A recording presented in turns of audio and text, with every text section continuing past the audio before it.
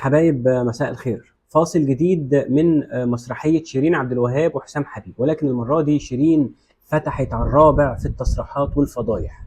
شيرين من امبارح عمالة تبعت رسائل صوتية على الواتساب لبعض الصحفيين، والنهارده بقى يعني اتكلمت وقالت انقذوني من حسام.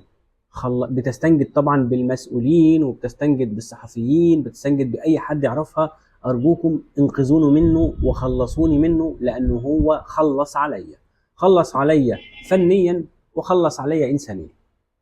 شيرين قالت خد فلوسي، حسام خد فلوسي وخد ذهبي كله، كسر الخزنة بتاعتي اللي كانت في الشقة اللي أنا كنت قاعدة فيها، وخد ذهبي كله وخد المجوهرات الثمينة، وباع عربية رانج روفر كانت بتاعتي وخد فلوسها، مش اداها لي، ده غير العربية المرسيدس لو تفتكروا اللي قبل كده. وقالت استولى على الاستوديو بتاعي اللي متجهز من امريكا بملايين الجنيهات. وبس كده؟ لا مش بس كده.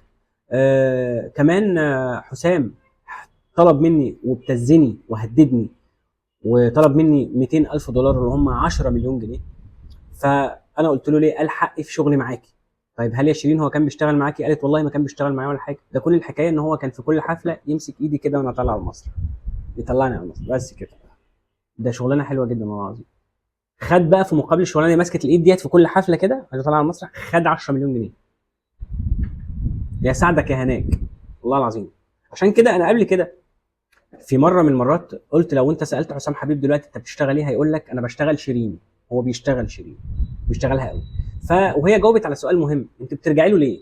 فقالت بيهددني وبيهددني ببنتي. اولا علاقته ببنتي اللي هي الصغيره هنا قويه جدا، وحتى انا لما بهرب منه، يعني لما بقفل تليفوناتي ولما بغير عنواني ومحل اقامتي لدرجه ان انا ممكن اروح اجر شقه اقعد فيها، هو بيجيبني وبيجيب عنواني وبيوصل لي من خلال بنتي. لو انا غيرت حتى تليفون بنتي رقمها، هي بتكلمه من ورايا، فبيعرف هو انت فين يا حبيبتي، انا في المكان الفلاني، ابعتي لي شير لوكيشن، فبيروح لها. فتحس ان هو سرطان سطر عليه والله العظيم. حاجه غريبه جدا، وانا لحد دلوقتي مش قادر افسر ليه بيعمل كده. يعني هل ده كله حب؟ مش حب.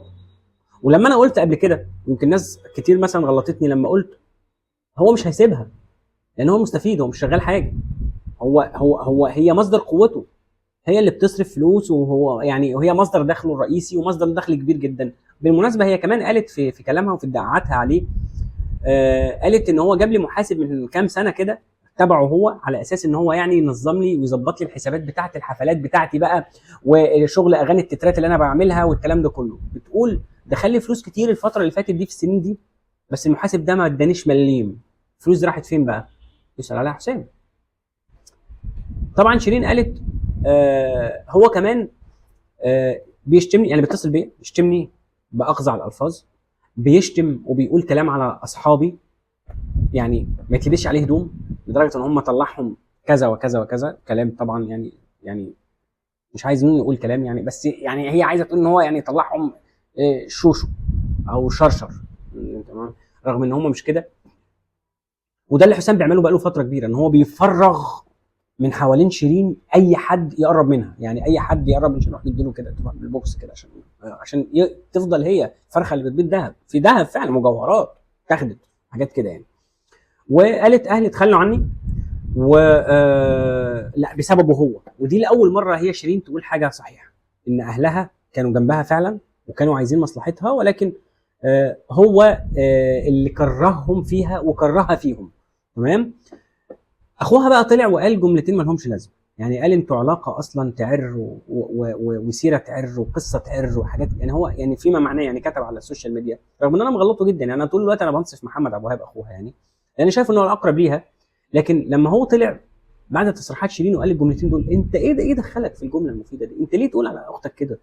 يا عم ما تحاجي عليها، قرب منها مهما كانت هي. يعني انا عارف ان هي بعد القضيه بتاعت حسام، ولما هي اتنزلت عن القضيه راحت معاكم البيت وقعدت 3 4 ايام ولا اسبوع، وراحت سايبه البيت وراحت رايحه له، انا عارف. لكن هي مش في عقلها، مش في كامل وعيها، مش في كامل تركيزها، عايزه حد يسندها لحد لما تمر من المرحله دي. اي طبعا هي غلطانه وعندها يعني من الاخطاء اللي تدخلها وتوديها في داهيه، لكن انت دورك انك انت الاخ لازم تسند.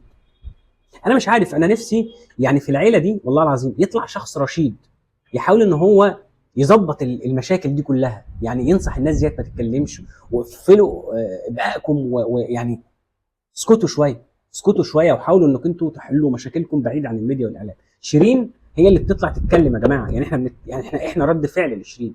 شيرين هي اللي بتطلع تتكلم، ربنا يهديها. شكرا.